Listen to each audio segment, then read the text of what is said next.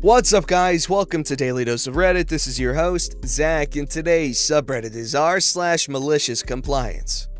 Alright, this story's called Math Teacher Told Me to Get Lost Till I Found Myself a Better Attitude.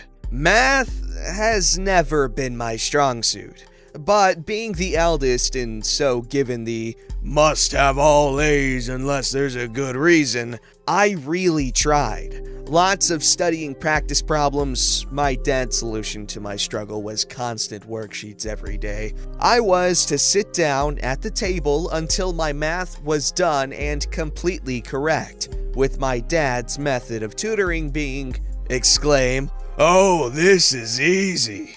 Give me the answer. I hated this. I wanted to know how to do it, not just the end result. Explain his method in what I swear was shorthand plus complicated as it could get, or, if I didn't understand, he'd repeat previous steps but do so louder. I explained this to show how easily stressed I'd get about math. Not to rag on my dad, he's human like the rest of us, and teaching and communicating was never his strong suit. He did hardwire into me for every problem I had to painstakingly show my work all the way through and then explain how I got there by proofing and writing my thought process behind it. My math homework was always at least 4 to 5 pages front and back, but at least there was no way for teachers to say I didn't show my work, right? Then I meet my 7th grade teacher. Let's call her Mrs. Shrill. I had for math and science in a block, or back-to-back periods,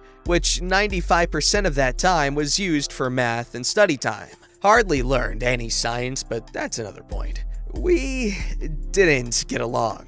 She hated my constant questions after she'd explain something, usually saying I should pay better attention when she teaches. I understood her methods less than I did my dad's, so would almost always want help during study time. After a while, she explained that I was taking time away from other students who needed help and to hold my questions till after class. Okay, so I'd try just that, only to be waved away as she'd say she has to prep for her next class. Could I have told this to my parents or to another teacher? Yes, but I saw this as whining, and so just kept trying to figure things out. Math grade slipped. She always gave everyone an A in science, probably to cover that we rarely did anything for that subject. I wasn't about to rock that boat. I get more tutoring time at home and told to pay better attention in class. Fun times. This went on for 3 to 4 months, with me desperately trying to hold on to a C. Then, life said, let's take a break on the lemons. My parents wanted to take a road trip to see some family friends almost all the way across the United States. Would take a month and a half. I was friends with their kids, so yay. And I saw this as a break from that dreaded woman. So double yay. Now cue the storm clouds. My teachers assigned me homework packets to do while on vacation, which wasn't surprising. The part that made my soul shrivel inside was how much Mrs. Shrill had given me. Just under half the damn math book I was to complete before coming back. Much of the road trip there consisted of my nose in my homework, trying to get it all done before we got there, so I could relax and have fun. Or having to take care of my toddler sibling who, of course, hated being fed while in the car, but can't not feed the baby, so those were glorious moments of screams and trying to keep the mess to a minimum. To all eldest kids, isn't it fun being the substitute parent? Had no problems doing the other classwork, so of course went through that first. Always loved history, English, and reading in almost any genre was a stress reliever, so those subjects have always been easy A's for me. I was thankful Mrs. Shrill hadn't given any science homework, but even then, I struggled to get through even 3 chapters before we got to Michigan. Still not sure if it was good or bad that Dad couldn't help me at all, what with the cranky toddler being louder than a jet, but at least I didn't have him timing my progress by thumping his fists, so I'll take that. Arrived to the family friend's house. I'll call them the Lemon family. Amazing people. They used to live nearby, but a job crisis made them move a couple of years prior. Of course, I want to spend time with the kids, relatively my age, and just relax and have fun. I got a day before I was told to finish the homework so it would be all done for the ride home. Of course, Dad tries to help, but as usual, this resulted in many frustrating hours wishing I was anywhere else but at the table. This went on for a couple of days before Mrs. Lemon, to this day I still say thank you, saved me by sending my dad off to hang out with her husband, saying enough is enough. She needs a break. Made me tea, gave me a cool book to read for an hour before she took it upon herself to try helping me. She homeschools her kids, and I quickly found out I had no problem understanding her. Still took me time, but after maybe 3 to 4 days of homework sessions, every time she'd send Dad off with her husband, with her, I finished everything. Years later, I found out she wanted to step in and help earlier, but Dad had been firm in that I was his kid, his responsibility to teach. She let it be until she had had enough and convinced Mom to help her get him out of the house.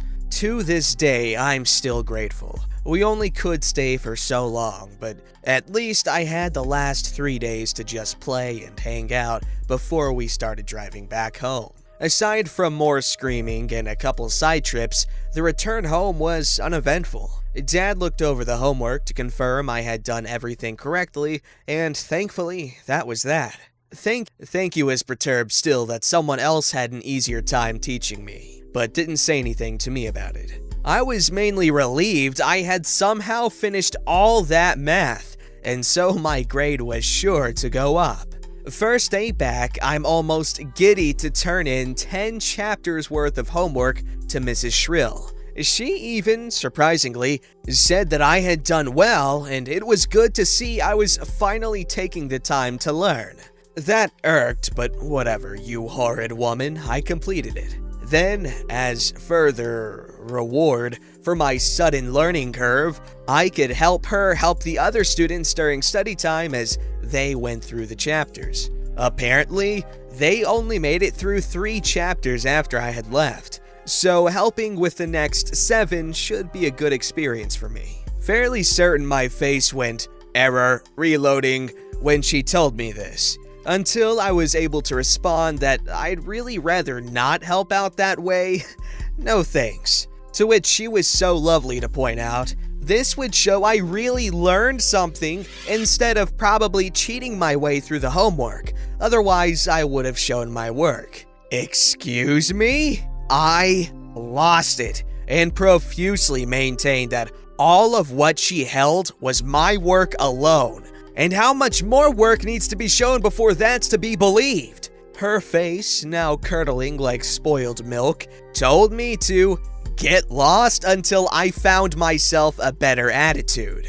Still fuming, I did just that. For the next week, come period 6 to 7, I'd head over to the library and read to my heart's content until the bell rang signaling buses. Now, of course, my parents eventually were called and informed I was skipping, and so they were peeved and demanded an explanation, as well as being very interested to know what happened to my math homework, as online it showed as missing 0%. Now very nervous, certain I had an F for the first time and wasn't sure what punishment that'd warrant, I explained yes, I did turn it in and how that unfolded.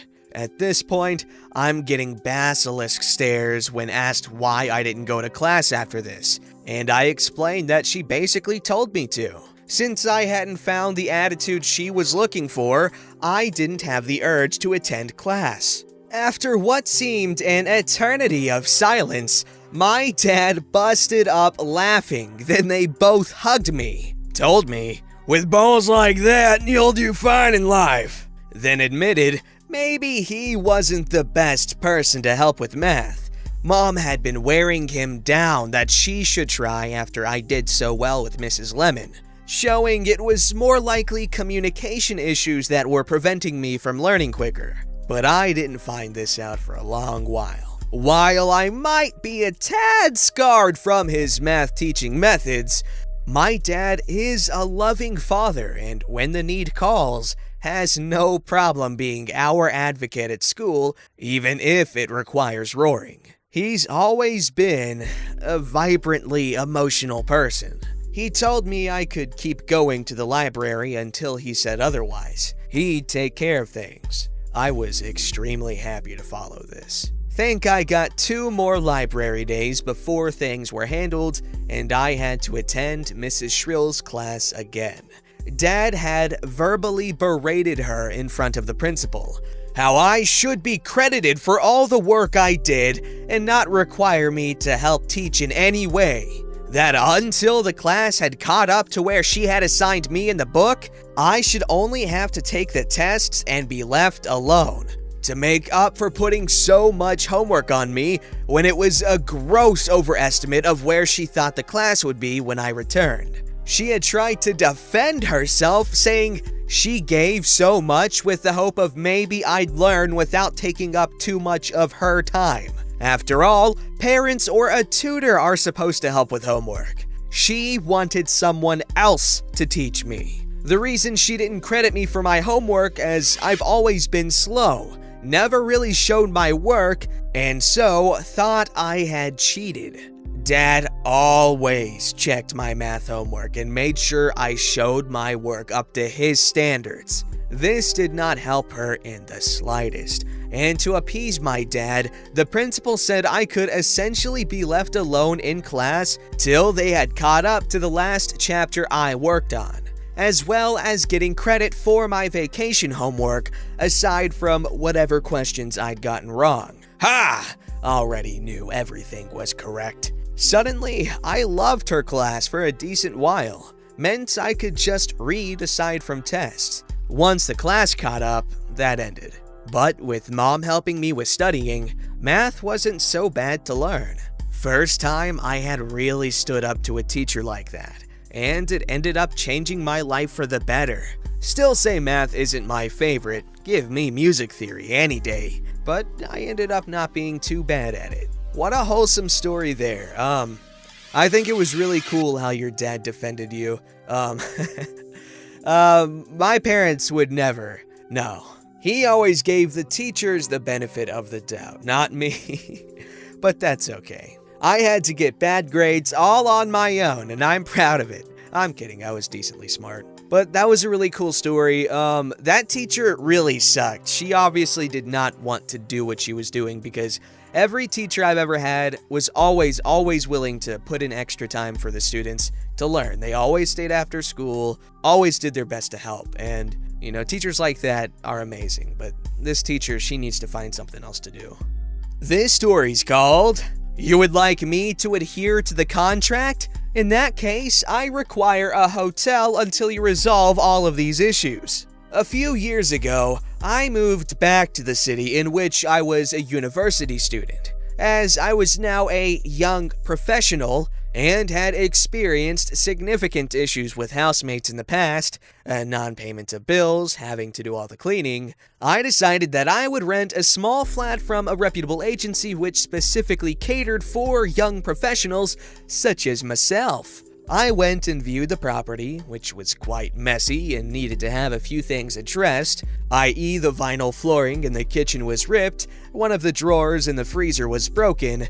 But seeing as tenants were still living in the property, and the agency assured me that between tenants the landlord would clean the property and resolve any small issues prior to moving in, I happily signed a contract and wrote a check for the deposit and first month of rent. 2 months later, I moved into the property and was welcomed with the following issues. Note: I just happened to stumble upon the list I made at the time when clearing out an old hard drive a few days ago. General: the entire property had not been cleaned, fire door wouldn't close, breach of fire regulations, the previous tenants had left much of their belongings behind, namely clothes and bedding, general waste was present in all rooms, Bins had not been emptied. Batteries had been removed from all of the fire and smoke alarms. By law, they were meant to be hardwired in rented property. Half of all light bulbs had been removed from the property. Hallway, main supply and circuit breaker ripped from the wall. Incredibly dangerous. Carpet soiled. Bedroom, slats on bed broken, so would not have been able to sleep on it. Mattress torn and ripped. Vinyl floor ripped up. Window jammed closed. Bathroom, fecal matter on light switch. Mirror broken. Toilet had not been cleaned. Still had fecal stains in bowl. Shower door broken off hinges. Vinyl floor torn up. Kitchen and living room. Washing machine broken. All drawers and fridge freezer absent or broken beyond repair. Gas cooker, missing burner caps and pan rail, therefore unusable. 2 cupboard doors hanging off. Vinyl floor ripped up. Curtain pole ripped down. It was very clear that 2 things had occurred here. The first being, the previous tenants had done a bit of a number on the property, that they had not respected the property, and had left quite a lot of damage in their wake. They did not even have the decency to empty the place of their contents, and at bare minimum, take the rubbish out before leaving. The second issue, however, is that the landlord had evidently not made any significant attempt to bring the property back into a habitable state prior to me moving in.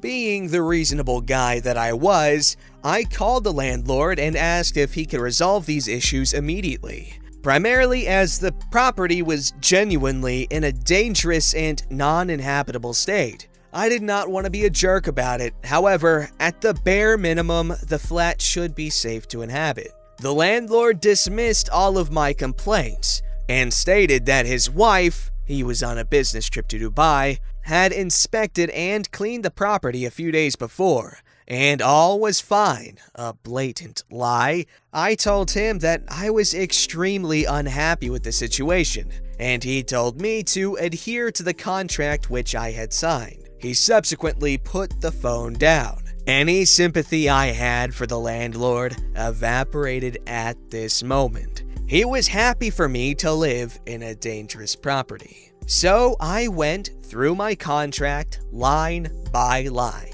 and found 2 key pieces of information. If property is deemed to be in breach of fire regulations and/or is deemed uninhabitable by a suitable representative, it is the responsibility of the landlord to resolve such issues immediately. If the landlord cannot resolve such issues immediately, it is the responsibility of the landlord to provide alternative accommodation to the tenant until the property is returned to a habitable state. Fortunately, a close member of my family at the time was a fellow of the Royal Institute of Chartered Surveyors. Within the hour, I had a formal letter stating that the property was uninhabitable and dangerous. I had this emailed to the landlord, address helpfully listed on the contract. Within 10 minutes, I had a call from him arranging emergency accommodation at a local hotel until he returned from his business trip